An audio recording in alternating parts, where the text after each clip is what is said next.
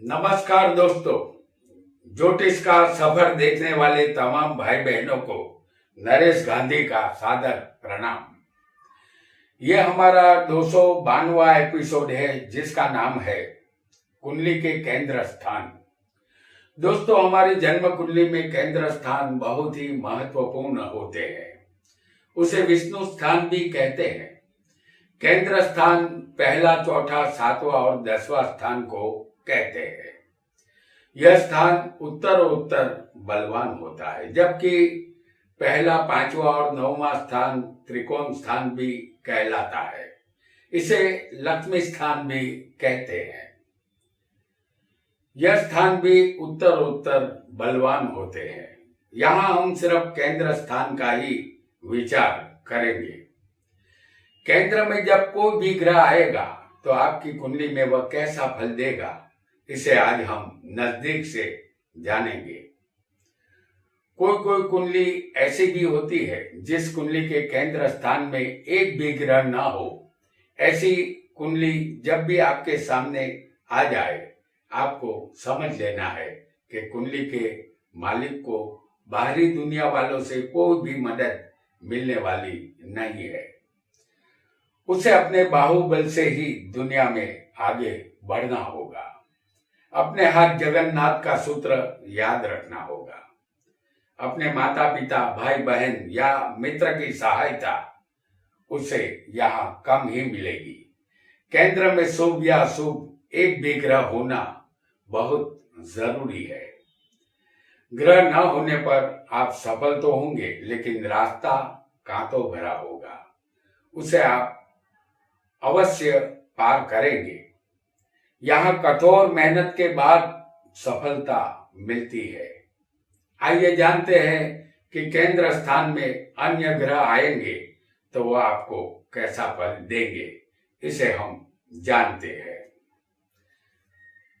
आपका लग्न यहाँ कोई भी हो सकता है।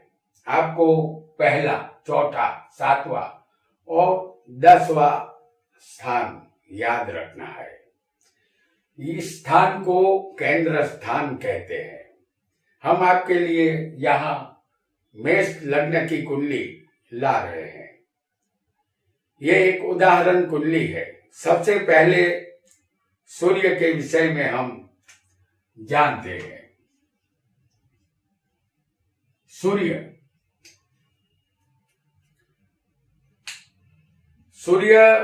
के विषय में थोड़ा जान लेना उचित रहेगा। सूर्य को राजा कहते हैं। सूर्य हमारे शरीर में बैठा हुआ आत्मा है। सूर्य हमारे हृदय, पेट, हड्डियां और पित्त पर अधिकार रखता है। सूर्य ही पिता भी है। सूर्य के बिना किसी को आरोग्य नहीं मिलता। सूर्य सत्ता का कारक है। सुबह सूर्योदय होते ही सारा संसार जाग जाता है। हमारी पृथ्वी पर सूर्य के निकलते ही हलचल शुरू हो जाती है। पूरी दिन दुनिया काम धंधे और व्यापार में खो जाती है और सूर्य के अस्त होते ही दुनिया के लोग थके हारे अपने घर लौट जाते हैं। बिना सूर्य के पृथ्वी पर जीवन संभव नहीं है।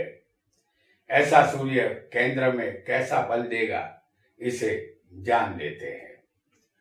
सूर्य केंद्र में आपको लग्न में होगा तो आप अपने बारे में बहुत ही ऊंचा ख्याल रखने वाले होते हैं, क्योंकि पहला स्थान हमारा शरीर है।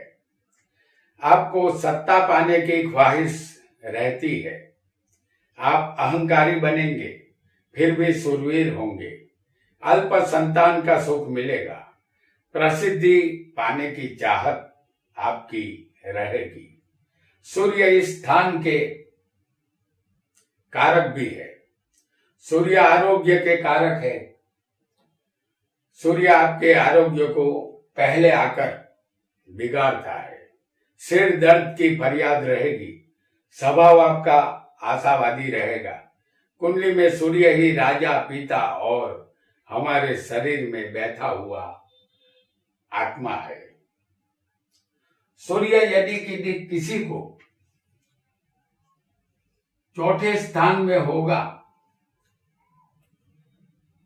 ये सूर्य चौथे केंद्र में होगा, तो आपके लिए सूर्य अशुभ बनेगा।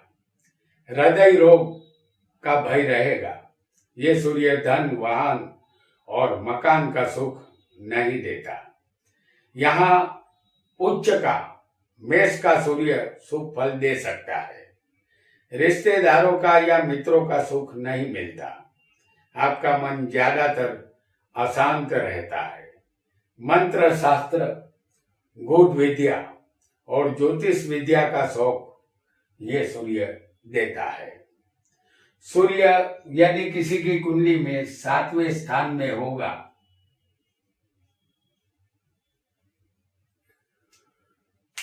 तो केंद्र में बैठा ये सूर्य यदि आपकी कुंडली में 7वें होगा, तो आप स्त्री के साथ विलास करने की कामना वाले इंसान होंगे। इस स्थान का सूर्य सुखहीन बनाता है। आपकी पत्नी से आपको जीत नहीं, हार हासिल होगी।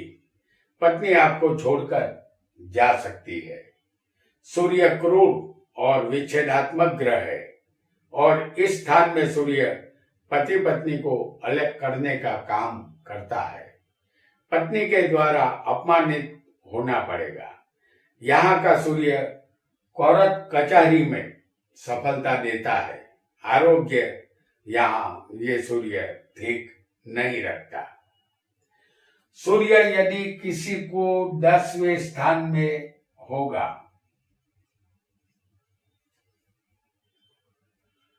तो आप राज्य से मान सम्मान पाने वाले होंगे। सत्ता भी आपको मिल सकती है, या जो लोग सरकारी नौकरी हासिल करना चाहते हैं उसे सरकारी नौकरी अवश्य मिलेगी। इस स्थान का सूर्य सरकार में उच्च पद देता है। इस स्थान में सूर्य दिग्बल प्राप्त करता है। 10वां स्थान सत्ता और सरकार का है। मान, इज्जत, शोहरत सब कुछ यहाँ मिलता है। अपने पिता की पैतृक धन संपत्ति भी आपको मिलेगी। सूर्य का बलवान होना जरूरी है। यह कर्म का स्थान है। आपके पिता जो व्यवसाय करते हो, उस व्यवसाय में भी आप जा सकते हैं और वही कर्म करके आप पिता की सहाय भी यहाँ पर प्राप्त कर सकते हैं। अब जानेंगे कवियों का प्यारा चंद्र, जो कवि और प्रेमियों का प्रिय होता है और पसंदीदा ग्रह माना जाता है। तो चंद्र के विषय में भी हम जानेंगे। चंद्र सबसे ज्यादा तेज गति का ग्रह है। चंद्र हमारा मन है और मन की गति से तेज किसी की गति नहीं होती। हमारे मन की चंचलता और अस्थिरता चंद्र के कारण होती है। इसीलिए हमारे मन पर हमारा काबू नहीं होता। चंद्र मन, माता, मस्तिष्क और हमारी भावनाओं का कारक है। सभी प्रवाही तरल पदार्थ पर चंद्र का अधिकार है। चंद्र किसी भी ग्रह से शत्रुता नहीं रखता। चंद्र के पास ठंडक है। चंद्र की चांदनी में जब प्रेमी नहाते हैं तो अपने होश खो देते हैं। जिस दिन पूनम का पूरा चांद आकाश में निकलता है, तब पागलों को ये चंद्र और ज्यादा पागल बना देता है। चंद्र ही दरिया के पानी में बढ़ती ओट लाता है और दरिया के पानी को हिला देता है। ऐसा चंद्र केंद्र में कैसा फल देगा, इसे भी जान लेते हैं। चंद्र यदि केंद्र में पहले स्थान में होगा, तो आपका स्वभाव चंचल और तरंगी होगा, क्योंकि पहला स्थान लग्न है, वह हमारा शरीर है। आपकी प्रकृति स्वस्थ होगी, आप निर्भय और दृढ़ मनोबल वाले बनेंगे, दीर्घ आयुष्य मिलेगा, आपका भाग्य स्थिर नहीं रहेगा, बार बार बदलता रहेगा, प्रेम संबंध में मन लगा रहेगा, प्रवास यात्रा में ज्यादा दिलचस्पी आपको रहेगी, इस स्थान का चंद्र आपको आदर्शवादी बनाएगा, इस स्थान का चंद्र कीर्ति और प्रसिद्धि देता है, हर कार्य को तेजी से करने की आदत आपकी रहेगी। चंद्र यदि किसी को चौथे स्थान में बैठा हो तो आप कोमल हृदय के मालिक होंगे, कोई फूल से भी मारेगा तो भी आपका दिल दुखेगा। चंद्र इस स्थान का कारक भी है, इस स्थान में चंद्र कर्क या वृषभ में होगा तो वाहन का सुख, माता और धन वैभव अवश्य मिलता है, और चंद्र इस स्थान में बलवान होगा तो मकान का सुख नहीं मिलता। बलवान चंद्र किराए के मकान की तरफ ले जाता है, क्योंकि चंद्र चंचल और अस्थिर है, इसलिए मकान का स्थायी सुख नहीं दे पाता। यदि चंद्र इस स्थान में नीच का, अस्त का या शत्रु की राशि में होगा, या चंद्र सूर्य से 72 अंश अंदर आगे या पीछे होगा तो ऐसा चंद्र कमजोर माना जाता है। ऐसा चंद्र मकान का सुख अवश्य देता है। अनेक स्त्रियों से दोस्ताना संबंध आपके रहेंगे। चंद्र यदि किसी को सप्तम स्थान में बैठा हो तो आप प्रवासी और सतत बाहर के दौरे पर रहेंगे। यह स्थान पत्नी, भागीदारी और व्यवसाय का है। आपका शरीर आकर्षक होगा, काम वासना आप में ज्यादा रहेगी, आप अपनी पत्नी के वश में रहेंगे। पत्नी का कहा मानने की आपकी आदत यहाँ होगी। आप अपने समाज में अच्छा नाम कमाएंगे। यदि आप विदेश से व्यापार संबंधित जुड़ेंगे तो अच्छा खासा रुपया कमाएंगे और आप विदेश यात्रा भी यहाँ कर पाएंगे। चंद्र यदि आपकी कुंडली में 10वें स्थान में होगा तो आप लोकप्रियता की चरम सीमा पर पहुंचेंगे, नाम, शोहरत और कीर्ति मिलेगी। यह स्थान कर्म और सत्ता का होता है। चंद्र यहाँ आपको बेहिसाब धन संपत्ति का मालिक बनाता है। जमीन, खेत, खलिहान की उपज से लाभ मिलता है या जमीन से निकलने वाली चीजों से लाभ होता है। लग्न से 10वें चंद्र, यानी आपका जो कोई भी लग्न हो, लग्न से 10वें चंद्र अम्ला कीर्ति नामक राजयोग बनाता है। दूध उत्पादन या डेयरी उद्योग से भरपूर लाभ मिलता है। औषध विज्ञान या आयुर्वेदिक दवाइयों से आपको अच्छी कमाई होगी। स्त्रियों के प्रति आकर्षण ऐसा चंद्र रखवाता है। अब जानेंगे एक और ग्रह को जो यदि केंद्र में आएगा, 1, 4, 7, 10 जिसे केंद्र कहते हैं, और वो ग्रह है मंगल।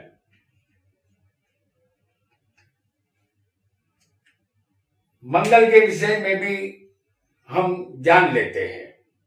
मंगल ही हमारे बाहुओं का बल है, मंगल हमारे वतन की ताकत है, मंगल ही वतन की हिम्मत है।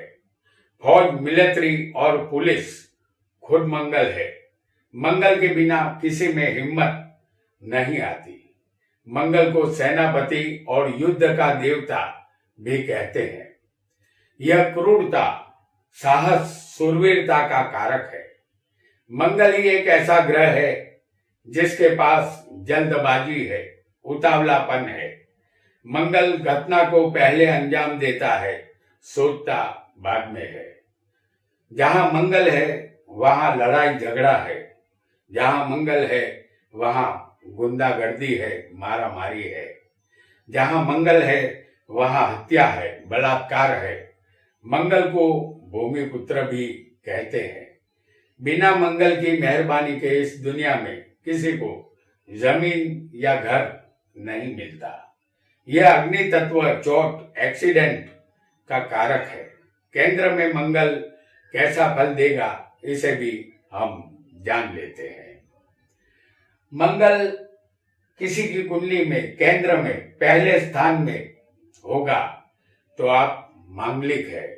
आपको कुंडली मिलान करके ही मांगलिक कन्या से शादी करनी होगी। पहले मंगल आपको उग्र स्वभाव का और तामसी बनाता है। लग्न में मंगल पत्नी के साथ अनबन के प्रसंग का निर्माण करता है। साथ ही इस स्थान का मंगल आपको व्यसनी भी बनाता है। फिर भी आप अंधा साहस करने वाले होंगे।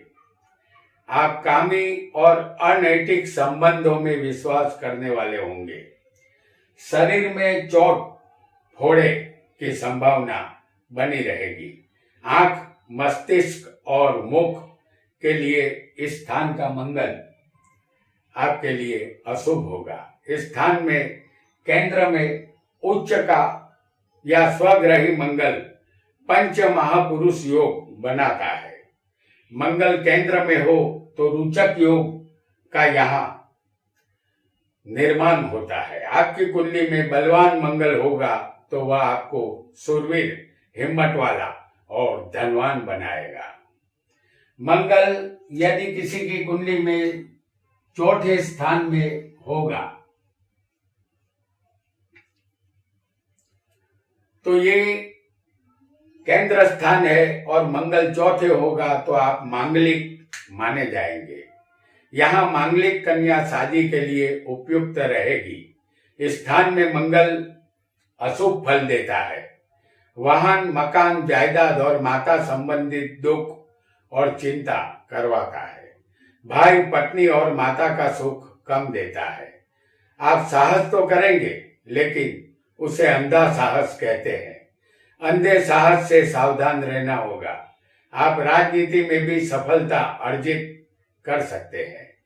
आप अपनी माता के साथ हमेशा झगड़ते रहेंगे। इस स्थान में मेष, वृश्चिक या मकर का मंगल रुचक योग बनाता है। ऐसा मंगल शुभ फल दे सकता है। मंगल इस स्थान में अंतिम समय आपका यानी बुढ़ापा बिगाड़ता है। यदि किसी की कुंडली में मंगल सप्तम स्थान में हो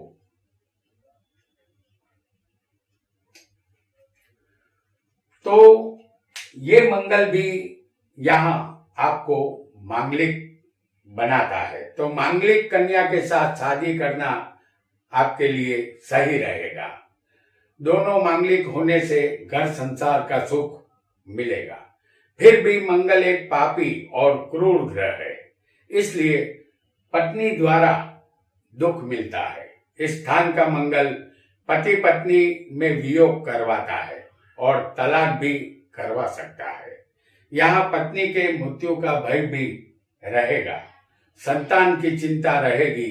आप युद्ध प्रिय व्यक्ति बनेंगे, इसलिए कोर्ट कचहरी के कार्यों में अपयश ही मिलेगा। इस स्थान का मंगल नौकरी की तरफ ले जाता है। इस स्थान में मंगल बलवान होकर स्वग्रही या उच्च का होगा तो पत्नी का संपूर्ण सुख मिलेगा। यदि किसी को मंगल 10वें स्थान में बैठा हो तो आप साहसिक और हिम्मतवान बनेंगे। आपको हर वह सुख मिलेगा जिसकी आपको चाहत रही होगी। मन की मुरादें सारी पूरी होगी। आपको जमीन से यहाँ लाभ मिलेगा, या जमीन संबंधित कोई भी कार्य करने से अच्छा खासा धन आपको मिलेगा। इस स्थान में मंगल दिग्बली बनता है, यानी दिग्बल प्राप्त करता है। इसके अलावा भूस्तर विद्या, तमाम धातु जो जमीन से निकलती है, जैसे सोना, चांदी, तांबा, एल्यूमिनियम, पित्तल से आपको लाभ मिलेगा। लोहे से भी लाभ मिल सकता है। मिलिट्री, पुलिस या फायर ब्रिगेड में नौकरी करना आपके लिए लाभदायक यहाँ रहेगा। हर तरह का अनाज, कठोर या भाजी तरकारी का व्यापार आपको धनवान बनाएगा।